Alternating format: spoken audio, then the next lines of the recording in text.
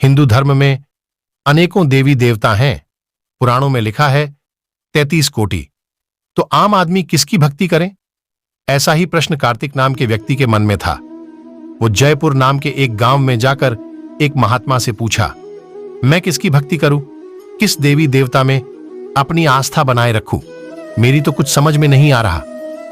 कभी किसको तो कभी किसको मैं शक्तिवान मानता हूं।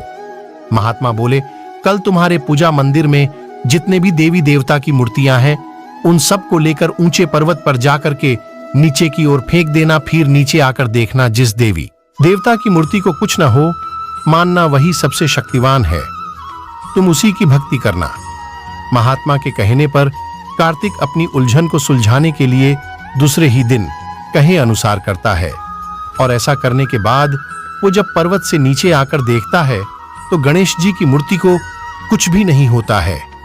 तो वह महात्मा के कहे अनुसार बाकी सारे देवी देवता की मूर्ति को विसर्जित करके गणेश जी मूर्ति को घर लाकर अपने पूजा मंदिर में रखकर खुशी खुशी उनकी भक्ति मतलब सेवा, पूजा, आरती, भोग लगाना वगैरह वगैरह करने लगा। एक दिन अचानक एक चूहा उसके घर में घुस गया और गणेश जी के भोग लगाए सारे लड्डू खा गया।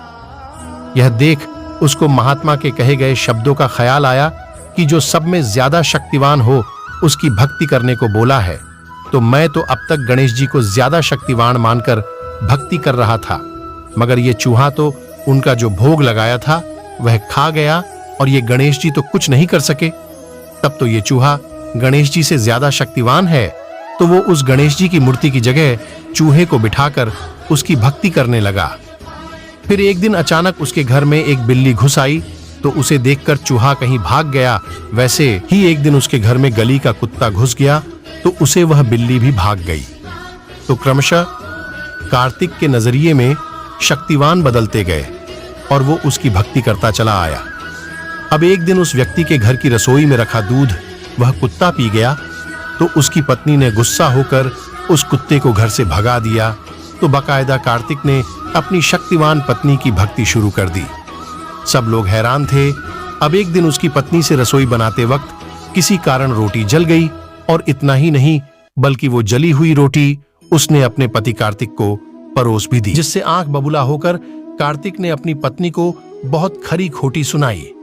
तब उसकी पत्नी का डर देखकर सोचने लगा कि अरे भाई, इन सबसे शक्तिवान तो मैं हूं। तब उस महात्मा की बताई बात का मतलब कार्तिक को पता चला। अपनी खुद की आस्था की शक्ति आप जिसमें भी लगा दोगे वो आपको सबसे ज्यादा शक्तिवान दिखेगा, क्योंकि वह खुद आपके भीतर है। तभी तो कहा गया है अहम ब्रह्मास्मि।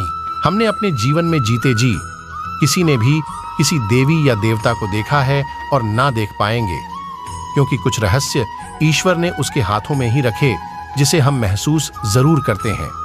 जिस दिन हमें कभी कोई इंसान या प्राणी भूख से व्याकुल दिखे या भारी मुसीबत या दुख से तड़पता दिखाई दे, उसका दुख दर्द हल्का करें या उसे खाना पीना देकर उनके चेहरे पर मुस्कान पाकर जो खुशी मिले, समझो ईश्वर की पूजा भोग सेवा हो गई। भगवान हमसे दूर नहीं है, हमें देखने का नजरिया बदलना होगा।